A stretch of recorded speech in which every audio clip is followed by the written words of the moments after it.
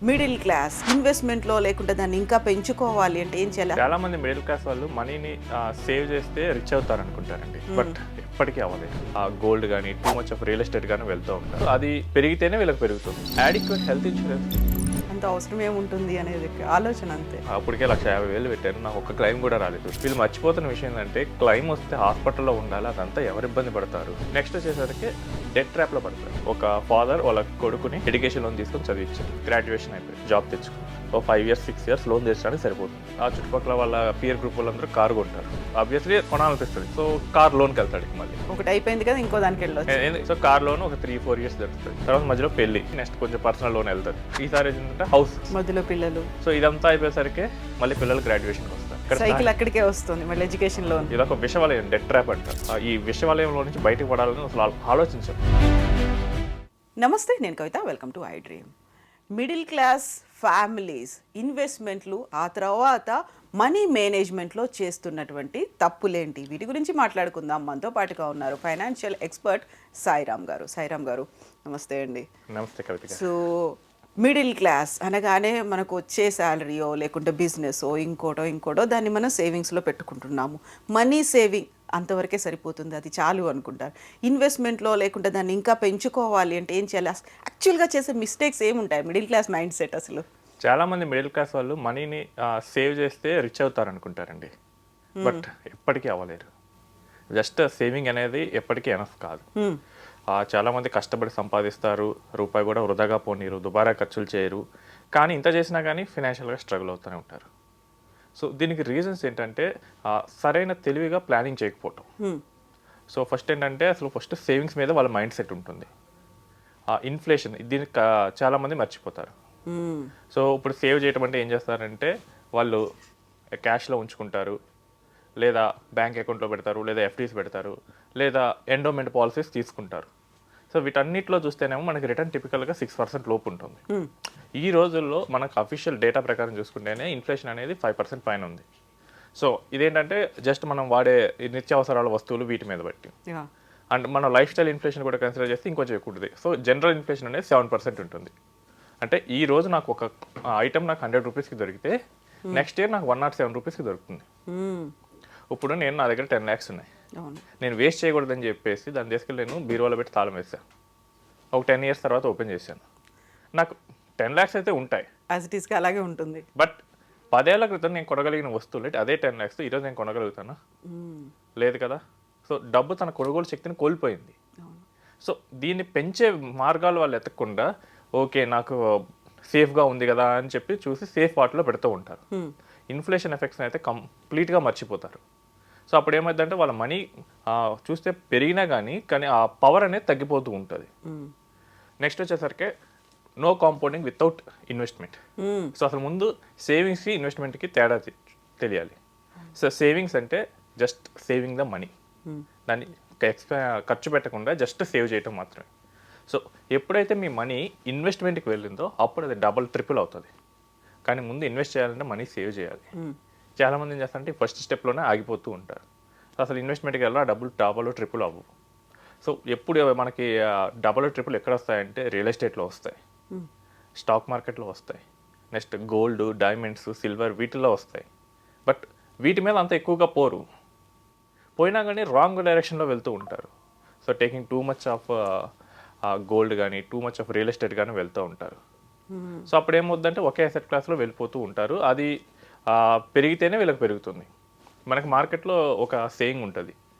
So every year కనుక మీరు top performer చూసుకుంటే ఒక అసెట్ క్లాస్ అనేది ఎప్పుడూ ఉండదు టాప్లో. ఈ ఇయర్ గోల్డ్ పెరిగితే నెక్స్ట్ ఇయర్ సిల్వర్ పెరగచ్చు, నెక్స్ట్ చూస్తేనేమో రియల్ ఎస్టేట్ పెరగచ్చు, నెక్స్ట్ చూస్తేనేమో గవర్నమెంట్ బాండ్స్ ఇవ్వచ్చు ఎక్కువ, తర్వాత స్టాక్ మార్కెట్ ఇవ్వచ్చు. బట్ మన వాళ్ళు చేసే మోస్ట్ మిస్టేక్ ఏంటంటే మిడిల్ క్లాస్ వాళ్ళు ఒకే అసెట్ క్లాస్ మీద పెట్టేస్తారు. సో మీరు చూడండి 90% ఆఫ్ ద పీపుల్ ఇల్లు కట్టుకోవడానికి మెయిన్ ప్రయారిటీ ఇస్తారు. వాళ్ళ జీవితకాల సేవింగ్స్ మొత్తం దాని మీద పెడతారు. సో ఇప్పుడు ఏంటంటే వాళ్ళకి అసెట్ అదే ఉంది, అది పెరిగితేనే వాళ్ళకి రిటర్న్ ఇస్తుంది. సో కాంపౌండింగ్ ఎప్పుడు చేయాలనిస్తే రియల్ ఎస్టేట్లో చేస్తే వస్తుంది, కానీ రియల్ ఎస్టేట్ అనేది ప్రతి ఇయర్ కాంపౌండ్ అవ్వదు. సో వీటన్నిటిలో పెట్టాలి. లేదా ఏంటంటే మనీని తీసుకొని ఎఫ్డీలో పెడతారు, ఎఫ్డీస్లో పెడితే 6 to 7% ఇస్తుంది. ఇంక వాళ్ళు ఎప్పుడు నెక్స్ట్ స్టేజ్కి మూవ్ అవుతారు. ఇంకోటి ఏంటంటే ఆపర్చునిటీ మిస్ అవుతారు. సో ఏంటంటే టూ మచ్ ఆఫ్ క్యాష్ పెట్టుకుంటారు. So two much of cash పెట్టుకుంటారు, రేపు ఎక్కడైనా సడన్గా చీప్గా దొరికింది కానీ కొంటారు భయంతో, అక్కడే ఆగిపోతారు. అమ్మో నాకు ఏదైనా అవుతుందేమో అని చెప్పేసి. మళ్ళీ రిటర్న్స్ ఎలా ఉంటాయో, ప్రాపర్గా ఇన్వెస్ట్ చేస్తున్నామా లేదో. ఇంకోసారి ఏంటంటే దీనికి రివర్స్ జరుగుతుంది. టూ మచ్ రియల్ ఎస్టేట్లో పెట్టిన వాళ్ళకి ఏంటంటే క్యాష్ ఉండదు. సో ఏంటంటే వాళ్ళకి నిజంగానే ఆపర్చునిటీ దొరికినా కొనరు. సో ఒకటి ఏంటంటే టూ మచ్ క్యాష్ పెట్టుకుంటారు, ఇంకోటి ఏంటంటే టూ మచ్ రియల్ ఎస్టేట్లో పెడతారు. ఈ రెండు వాళ్ళకి ఆపర్చునిటీస్ని మిస్ చేస్తారు. ఒకరేమో భయంతో మిస్ చేస్తారు, ఇంకొకరు ఏమో క్యాష్ లేక మిస్ చేస్తారు. సో అది కాకుండా ఇది కాకుండా మధ్యలో ఉండాలి. సో క్యాష్ అనేది కొంత పర్సెంటేజ్ వరకు పెట్టుకోవాలి, మిగతా అన్నీ మనకి లిక్విడ్ అసెట్స్ లేదా కొంచెం నాన్ లిక్విడ్ అసెట్స్లో పెట్టుకోవాలి. సో అది మిస్ చేస్తూ ఉంటారు. నెక్స్ట్ వచ్చేసరికి ఒక ప్రొఫెషనల్ గైడెన్స్ తీసుకోరు. ఓకే. సో ఇది వాళ్ళకి తెలియని సబ్జెక్టు. సో లాస్ట్ మనం హోమ్ లోన్ వీడియో చేసాం. అవును. సో నాకు తెలిసి ఫేస్బుక్లో 1 million+ రీచ్ వెళ్ళింది. సో చాలామంది నాకు కాల్ చేస్తున్నారు. చాలామంది చెప్పే విషయం ఏంటంటే నేను అన్నీ బాగానే ఆలోచిస్తానండి కానీ ఈ ఒక్క విషయంలో తప్పు చేశాను. సో ముందే పోయి గైడెన్స్ ఎవరి దగ్గర తీసుకుంటే ఈ ప్రాబ్లం వచ్చేది కాదు కదా. ట్రూ. సో చాలామంది చెప్తుంటారు సాఫ్ట్వేర్ ఇంజనీర్లు చేశారు, పోలీస్ డిపార్ట్మెంట్ వాళ్ళు చేశారు, నెక్స్ట్ ఎంటర్ప్రెన్యూర్స్ చేశారు. సో అందరు కామన్గా ఇదే. నేను ఎప్పుడు చేయలేదండి మిస్టేక్, కానీ ఒక్క దాంట్లోనే ఇరుక్కుపోయానండి అంటున్నారు. ఒక్కటే ఎఫెక్ట్ చూపిస్తుంది ఇంకా. అది కూడా ఏంటంటే 2021, 2022లో లోన్ తీసుకున్నారు, అక్కడ 6-7% ఉంది. విత్ 2% ఇంక్రీజ్ అవడంతోనే మొత్తం మారిపోయింది. సో అది ముందే కరెక్ట్గా అడ్వైస్ తీసుకుంటే ఇంత ప్రాబ్లం వచ్చేది కాదు. సో లేదా ఎక్కడ తీసుకుంటారంటే అసలు ఈ రంగంలో ఎక్స్పర్ట్ కాని వాళ్ళ దగ్గర తీసుకుంటారు. సో మన చుట్టుపక్కల ఉన్న వాళ్ళ దగ్గర, ఫ్రెండ్ సర్కిల్లో. సో కేసు చెప్తాను. ఇది రాజమండ్రి నుంచి ఒక పర్సన్ కాల్ చేశారు. సో దుబాయ్లో ఇన్వెస్ట్ చేశారంట గోల్డ్ మైనింగ్ కంపెనీస్లో. అసలు ఏం చేస్తుంది ఆ కంపెనీ, ఏం చేస్తుంది, అసలు లాభాలు ఎలా వస్తాయి ఏమి అనలైజ్ చేయలేదు. ఫ్రెండ్ చెప్పారు. తీరా చూస్తే అది ఫ్రాడ్. సో ఎవరి దగ్గర గైడెన్స్ తీసుకుంటున్నాం, వాళ్ళకి ఏంటి ఎక్స్పీరియన్స్, అది కంప్లీట్గా మిస్ అవుతారు. వాళ్ళ బ్యాక్గ్రౌండ్ తెలియదు, ఏమీ తెలియదు, ఇన్వెస్ట్ చేసేయడం. అంటే ఇన్వెస్ట్ ఇప్పుడు మనం ఫర్ ఎగ్జాంపుల్ మనం ఏదైనా డాక్టర్ దగ్గరికి వెళ్తామండి, ఆ డాక్టర్ కొంచెం పెద్ద డాక్టర్ లేదా ఆర్ఎంపీ డాక్టర్ మనం మొత్తం చూస్తాం కదా. ట్రూ. సో పేరున్న డాక్టర్. సో మనీకి వెళ్ళినప్పుడు కూడా అడ్వైజర్స్ మనీ డాక్టర్స్ లాగే. సో అక్కడ కూడా వెతకాలి. సో అది మిస్ అవుతారు. అదేంటంటే తెలిసిన వాళ్ళ మీద వెళ్తారు. ఇంకోటి ఏంటంటే ఫెమిలియారిటీ బయాస్ పట్టుకుంటారు. ఇదేంటంటే నాకు తెలిసిందే రిటర్న్ ఇస్తుంది. అదే కరెక్ట్, అదే ఆలోచన. ఇప్పుడు నాకు ఈ ప్రాపర్టీ నాకు బాగా తెలుసు అంటే ఇదే రిటర్న్ ఇస్తుంది, అంటే మిగతా ఈ ప్రాపర్టీస్ ఇవ్వవు అనుకుంటారు. లేదా ఒక స్టాక్ బాగా తెలుసు, అదే రిటర్న్ ఇస్తుంది.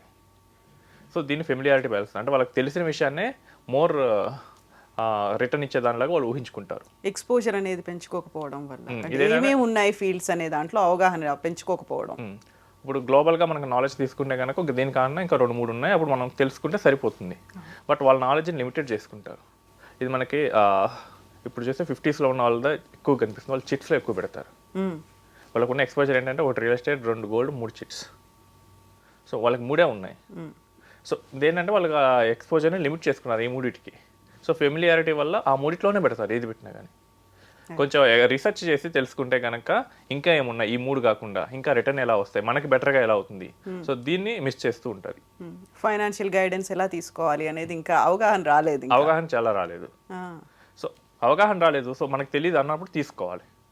సో అది మిస్ చేస్తూ ఉంటారు. నెక్స్ట్ ఏంటంటే యాడిక్వేట్ హెల్త్ ఇన్సూరెన్స్ తీసుకోరు.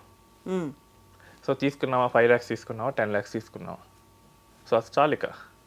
సో మెడికల్ బిల్స్ ఏమో 10 lakhs దాటితే ఎలా అంటే 10 lakhs ఎప్పుడు వస్తుంది అంటారు. అంత అవసరం ఏముంటుంది అనేది ఆలోచన అంతే. సో బట్ తీరా డేటా చూస్తే తెలుస్తుంది. సో ఈ మేజర్ హాస్పిటల్స్ వాళ్ళకి డైలీ 10 lakhs ఎబో బిల్స్ బాగానే వస్తుంటాయి. సో ఆ ఒక్కటి నాకెందుకు వస్తుంది అనుకుంటారు. అండర్ ఎస్టిమేటింగ్ ద ఎక్స్పెన్సెస్ అంటారు. సో మనకు మెడికల్ కాస్ట్ ఎలా పెరుగుతుంది వీటేంటి ఏమి చూడరు. ఇంకోటి ఏంటంటే 3-4 ఏళ్ళు క్లెయిమ్ ఏమీ రాలేదనుకోండి, ఇంకా ఈ పాలసీ నాకు అక్కర్లేదేమో అంటే రెన్యువల్ ఎందుకు చేయించాలి. ఊరికి అనవసరంగా నేను 30,000 పెడుతున్నాను సంవత్సరానికి. సో అప్పటికే 150,000 పెట్టాను, నాకు ఒక్క క్లెయిమ్ కూడా రాలేదు. వీళ్ళు మర్చిపోతున్న విషయం ఏంటంటే క్లెయిమ్ వస్తే హాస్పిటల్లో ఉండాలి, అదంతా ఎవరు ఇబ్బంది పడతారు. సో అది మర్చిపోతారు. అప్పటికప్పుడు డబ్బులు కావాలంటే ఎన్ని అవసరం, డబ్బులు తర్వాత సంగతి తర్వాత అండి. సో ఇప్పుడు హాస్పిటలైజ్ అవ్వాలంటే ఎవరైనా హాస్పిటల్లో జాయిన్ అవ్వాలని కోరుకుంటారా. హెల్త్ ఇన్సూరెన్స్ కట్టే వాళ్ళు చాలా మంది చేస్తున్నారు, క్లెయిమ్ రాలేదని చెప్పి ఆపేస్తారు. ఆ తర్వాత ఒక 1 or 2 yearsలో క్లైమ్ వస్తుంది. సో అండర్ ఎస్టిమేట్ చేస్తారు. ట్రూ. నెక్స్ట్ వచ్చేసరికి డెట్ ట్రాప్లో పడతారు. సో ఇది చిన్న శాంపుల్ చూస్తాం. సో ఒక ఫాదర్ వాళ్ళ కొడుకుని ఎడ్యుకేషన్ లోన్ తీసుకొని చదివించారు. ఓకే. గ్రాడ్యుయేషన్ అయిపోయింది. ఆయన ఒక 1 or 2 years కష్టపడి జాబ్ తెచ్చుకున్నాడు. సో ఇప్పుడు ఏం చేయాలి, లోన్ తీర్చాలి. ఓ 5 years 6 years లోన్ తీర్చడానికి సరిపోతుంది. ఈ లోపల ఏం చేస్తారంటే ఆ పర్సన్కి ఆ చుట్టుపక్కల వాళ్ళ పియర్ గ్రూప్ వాళ్ళందరూ కారు కొంటారు. ఆబ్వియస్లీ కొనాలనిపిస్తుంది. 5 years అయింది కాబట్టి శాలరీ కూడా కొంచెం పెరుగుతుంది. సో కార్ లోన్కి వెళ్తాడు ఇక మళ్ళీ. ఒకటి అయిపోయింది కదా, ఇంకో దానికి వెళ్ళొచ్చు. ఎందుకు కార్ లోన్కి వెళ్తున్నాడంటే ఉన్నది మొత్తం లోన్కే కట్టేశాడు ఈ 5 years. ఇప్పుడు కార్ లోన్కి వెళ్తాడు. సో కార్ లోన్ ఒక 3-4 years జరుగుతుంది. తర్వాత మధ్యలో పెళ్ళికి అమౌంట్ చూడాలి. నెక్స్ట్ కొంచెం పర్సనల్ లోన్ వెళ్తుంది. సో ఇదంతా తీరేసరికి ఈసారి ఏంటంటే హౌస్, ఇది ఒక 15 years పడుతుంది, 15-20 years. మధ్యలో పిల్లలు ఈ ఎక్స్పెన్సెస్ అన్నీ నడుస్తూ ఉంటాయి. సో ఇదంతా అయిపోయేసరికి మళ్ళీ పిల్లలు గ్రాడ్యుయేషన్కి వస్తారు. సో సైకిల్ అక్కడికే వస్తుంది మళ్ళీ ఎడ్యుకేషన్ లోన్. ఇది ఒక విషవలయం, డెట్ ట్రాప్ అంటారు. ఈ డెట్ ట్రాప్లో చాలా మంది మిడిల్ క్లాస్ వాళ్ళు ఇరుక్కుంటున్నారు. సో అసలు ఇది అసలు నేను మా ఫాదర్ డెట్ ఎందుకు తీసుకున్నాను, నేను లోన్ మీద ఎందుకు చదివించారు అన్న విషయాన్ని కంప్లీట్గా మర్చిపోతారు. సో ఆ మిస్టేక్ మనం చేయకూడదు అన్న విషయాన్ని మర్చిపోయి లోన్ తర్వాత లోన్, ఇది అయిపోయింది వేరే లోన్, ఇది అయిపోయింది వేరే లోన్, చివరికి ఏమైతే లైఫ్ మొత్తం లోన్ అయిపోతుంది. నెక్స్ట్ ఇదే సర్కిల్ వాళ్ళ నెక్స్ట్ జనరేషన్కి కూడా ఇస్తారు. ఈ విషవలయంలో నుంచి బయటకు పడాలని అసలు ఆలోచించరు, అలవాటు అయిపోతుంది. సో లోన్ ఎప్పుడు తీసుకోవాలి, ఎంత తీసుకోవాలి, ఈ విషయాలన్నీ మర్చిపోయి ఓవర్ థింగ్స్ కూడా తీసుకుంటారు. లోన్ ఎలిజిబిలిటీ నీకు ఎంత ఉంది, నీకు ఒక 10 lakhs ఉంది, సో నీకు అవసరం 20 lakhs అయితే నువ్వు ఆపుకోవాలి. అంతేగాని 2 బ్యాంకుల్లో సేమ్ టైం పోయి లోన్ ప్రాసెస్ చేసే వాళ్ళు కూడా ఉన్నారు. సో బ్యాంక్స్ ఏంటంటే సిబిల్కి ఇచ్చేటప్పుడు టైం తీసుకుంటాయి, ఒక 10 days 15 days. ఈ 2 weeks గ్యాప్లోనే వీళ్ళు ఏం చేస్తారంటే 2 బ్యాంకులోనే అప్లై చేసేస్తారు. సో బ్యాంక్స్ తెలియదు కాబట్టి వాళ్ళు ప్రాసెస్ చేసేస్తారు. సో ఇట్ ఈస్ ఇల్లీగల్, కానీ వాళ్ళకి అవసరం ఉంది, ఎలిజిబిలిటీ లేకుండా పోయి తీసుకుంటారు. రేపు ఒకవేళ సిచ్యువేషన్స్ రివర్స్ అయితే ఎంత ప్రెజర్ వస్తుంది, మళ్ళీ నెక్స్ట్ జనరేషన్ కూడా అదే ట్రాప్లోకి వెళ్ళిపోతారు. సో ఫైనాన్షియల్గా ప్లాన్ చేసుకోరు. సేవింగ్స్ అనే పేరుతో చెప్పేసి ఆ ఇన్ఫ్లేషన్ బీట్ చేయని వాటిలో ఎక్కువ ఇన్వెస్ట్ చేస్తారు. ఒకవేళ ఇన్ఫ్లేషన్ బీట్ చేసే వాటిలో పెట్టండి అంటే కనుక రాంగ్ వాటిలోనే ఎక్కువ పెడతారు. పెట్టండి అంటే ఒకేసారి పొలవమని గోల్డ్లో పెట్టడం, పొలవమని తీసుకెళ్ళి రియల్ ఎస్టేట్లో పెడతారు. ఆ మిక్స్ అన్నిట్లో పెడితే సరిపోతుంది. సో మనకి ఇప్పుడు ఉంది ఒక తాళి ఉంది. సో మనకేంటంటే ప్రోటీన్, కార్బోహైడ్రేట్స్, ఫైబర్ అన్నీ కలిపి ఉన్న డైట్ బాగుంటుందా, లేకపోతే ఓన్లీ కార్బోహైడ్రేట్స్ ఇస్తే బాగుంటుందా? ట్రూ. సో ఓన్లీ కార్బోహైడ్రేట్స్ ఇస్తే కనుక వెయిట్ పెరుగుతారు. సో ఎప్పుడైనా కానీ మన ఇన్వెస్ట్మెంట్స్ అనేవి అన్నిట్లో ఉండేటట్లు చూసుకోవాలి, ఈక్వల్గా ఉండేట్టుగా. ఈక్వల్ కాకపోయినా అట్లీస్ట్ రీజనబుల్ ఎక్స్పోజర్ ఉంటే సరిపోతుంది. వాటిని మిస్ చేస్తూ ఉంటారు. వాటిని మిస్ చేసి చాలామంది ఒక్క ఎసెట్ క్లాస్లోనే ఎక్కువగా ఇన్వెస్ట్ చేయడం జరుగుతూ ఉంటుంది. సో ఎవరైనా కానీ ఒక్క ఎసెట్ క్లాస్లోనే ఇన్వెస్ట్ చేస్తే వాళ్ళు ఎప్పటికీ రిచ్ కాలేరు.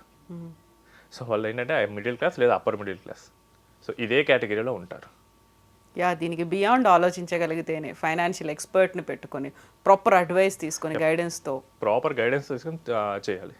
సాయిరామ్ గారు, థ్యాంక్ యూ సో మచ్ అండి. థ్యాంక్స్. థ్యాంక్ యూ అండి.